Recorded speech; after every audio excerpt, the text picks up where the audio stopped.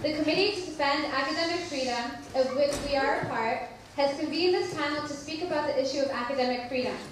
But the reason that we've chosen to hold an event on this topic is that it's recently become salient in our campus in a very urgent way. Dr. William Robinson, a professor of sociology and global studies, introduced materials critical of Israeli state policies in a course on globalization in January. They included a photo essay that he forwarded to his students from the internet that had been circulating in the public realm. The photos compared images of Israeli abuse against Palestinians during the recent military invasion of Gaza with Nazi abuses during the Holocaust. 2 students took offense at these images and withdrew from the course, prompting the Anti-Defamation League, ADL, to demand that the university investigate Robinson for anti-Semitism. CDAF believes that the students have every right to make complaints, reflecting their discomfort. Those complaints should have been addressed appropriately, according to the applicable complaint procedures and the relevant definition of academic freedom. Professor Hajar will expand on the concepts. However, there was no effort made by the university to actually resolve the complaints. Rather, non-university entities were allowed to interfere and politicize the case, bypassing all applicable standards and procedures. National off-campus organizations have been deeply involved in pushing the case against Professor Robinson from the start. We will hear details about this from Professor Marcuse. These organizations have no interest in our regard for the pedagogical implications of such attacks on academic freedom. But we as students of the University of California at Santa Barbara do. As such, the Committee to Defend Academic Freedom at UCSB was formed by a group of graduate and undergraduate students concerned about the future of their education. Despite our other educational commitments, we have donated our time and energies to mounting a defense on academic freedom.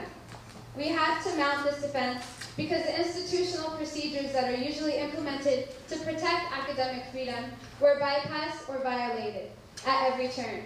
Professor Jeff Raymond will elaborate on this. Let us be clear. Unlike the Anti-Defamation League, we have no funding, no paid staff, and absolutely no political motivations for intervening in this case other than to protect the rigor of our education. The chief concern is that, should Professor Robinson or any other faculty member be punished for sharing their controversial material that offends the sensibilities of students, we as students will be subsequently limited in the kinds of information available to us. Professor Bach will elaborate on the concrete consequences of this chilling effect. Intimidation as a result of this case is already being felt at universities around the country. We have received letters from faculty at several UC and Cal State campuses describing their hesitation to distribute any information about controversial issues lest they suffer retribution at the hands of non-university political organizations bent on silencing certain perspectives in debate.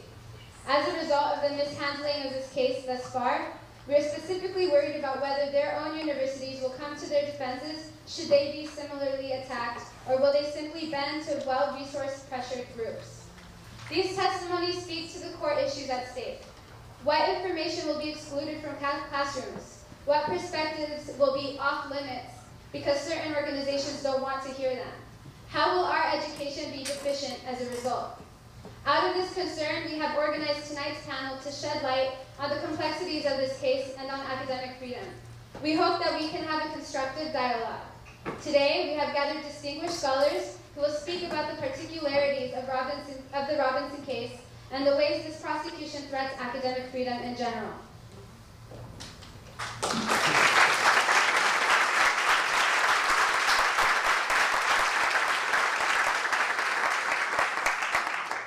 Our first speaker will be Jeffrey Raymond. Professor Raymond is an associate professor of sociology here at UCSB. His research interests include the study of talk and interaction, the interactional organization of institutions, and qualitative research methods. He serves on the editorial board of Language and Society. His articles have appeared in journals such as the American Sociological Review, Social Psychology Quarterly, and Research on Language and Social Interactions. He is co-editor of the book Talk and Interaction in Social Research Methods. Thank you. Jeff Raymond.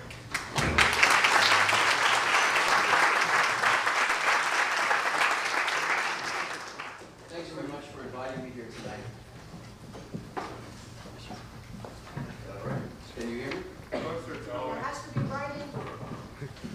All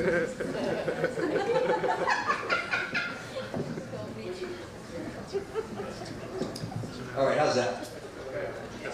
All right, given that introduction, you might be surprised to find me up here this evening. I don't have a research background that suggests an activist orientation or a political axe to grind, not that I think anyone here tonight has one.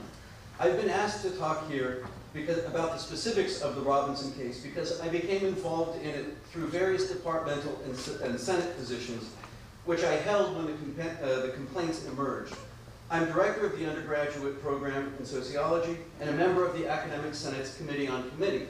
I mention this because I think it's important to know from the start that I am an active member of the Academic Senate and a faculty member committed to the teaching mission of this university.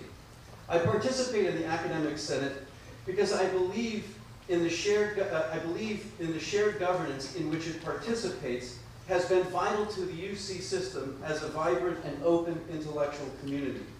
As I hope this brief statement has made clear, I believe in the work of the Senate. It is my disappointment in its processes on this occasion that has prompted me to speak out. As I also mentioned, I'm the director of undergraduate studies in my department. I volunteered for this position because I'm passionately committed to teaching and learning. As one might imagine, in a role such as this, you come to know who on the faculty is a good lecturer, who bores people, when lecturers get over their head, and when they handle things really well. You find the latter out because you never hear about them. And you learn about who are the most committed, passionate, and open teachers. I count Bill Robinson in that latter group. Students rave about his classes, they praise his passion, and they have universally praised his willingness to hear as many alternative viewpoints as students are willing to articulate. Great teaching does not require that one never reveals one's own opinions regarding course content, and it does not require that a course cover quotes all sides of an issue or points of view. But it does require one to be open, and I have known Bill to be such an open person, and nothing in this case has suggested anything different. So as a backdrop to discussing this case, you should know that I'm involved in it because of its direct connection to the two most central preoccupations of my academic life, teaching and university governance. At the center of this matter is the Faculty Code of Conduct. For those of you who don't know about this code, there are a few things you should know. First, its primary purpose is to protect the academic freedom of faculty, not students.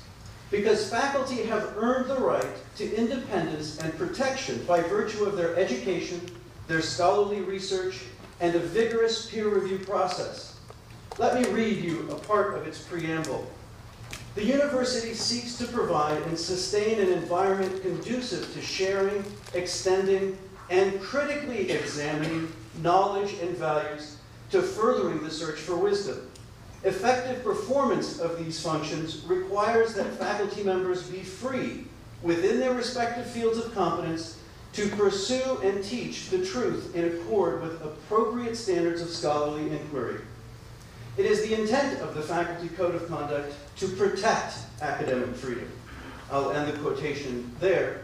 But following this preamble, the code describes a set of principles that are deemed to govern how faculty relate to students, how they relate to each other, to the university at large, and to the community beyond it. These standards establish the basis for creating an intellectual community that is worth working in, that is worth learning in. And as such, I think it is universally respected by faculty on this campus and the campus community more generally. So what is this case about? How does it relate to that Faculty Code of Conduct? As many of you will just have heard, in a course on the sociology of globalization last winter, Professor Robinson forwarded emails that were sharply critical of Israeli state policy and practices in the Gaza.